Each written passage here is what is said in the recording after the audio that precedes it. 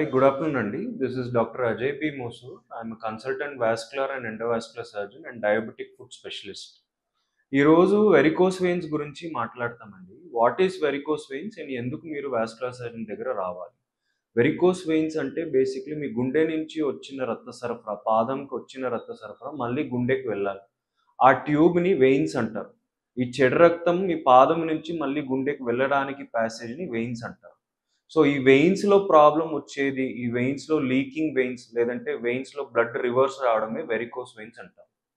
ఇప్పుడు ఎవరెవరికి varicose veins రావచ్చు అంటే risk factors for varicose veins, obesity, ఎక్కువ వెయిట్ ఉన్న వాళ్ళకు రావచ్చు, ఎక్కువ టైం నిలబడడం వల్ల, jobs which need long standing hours వాళ్ళకు వెరికోస్ వెయిన్స్ రావచ్చు, మీ ఫ్యామిలీ హిస్టరీ ఉంది లేదంటే జెనెటిక్స్ వల్ల వెరికోస్ వెయిన్స్ రావచ్చు, ఇంకొకటి పాత క్లాట్ వచ్చింది కాలంలో, డీవీటీ లేదంటే రక్తం గడ్డం కట్టింది, అటువైపు పేషెంట్స్కి వెరికోస్ వెయిన్స్ రావచ్చు.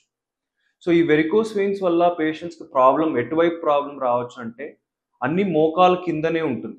ఎక్కువ టైం నిలబడితే కాళ్ళల్లో వాపులు రావడం, ఎక్కువ టైం నిలబడితే కాలు బరువుగా అనిపించడం లేదంటే కాళ్ళల్లో పిక్కలు పట్టడం, చర్మం నలుపు రావడము, last stage of varicose veins గాయాలు అవ్వడం. సో ఇటువైపు ప్రాబ్లమ్స్ ఉన్నాయంటే మీరు అట్ ది ఎర్లియస్ట్ ఒక వాస్కులర్ సర్జన్ని కన్సల్ట్ అవ్వాలి. ఎందుకంటే విత్ టెక్నాలజికల్ అడ్వాన్స్మెంట్స్ ఇప్పుడు మన వెరికోస్ వెయిన్స్ అన్నీ మనము లేజర్ సర్జరీ లేదంటే గ్లూ టెక్నాలజీ ద్వారా ట్రీట్మెంట్ చేయొచ్చు. ఇదన్నీ నేను లోకల్ అనస్థీజియాలో as a day care procedure చేస్తున్నాను, without any scars or cuts. Thank you.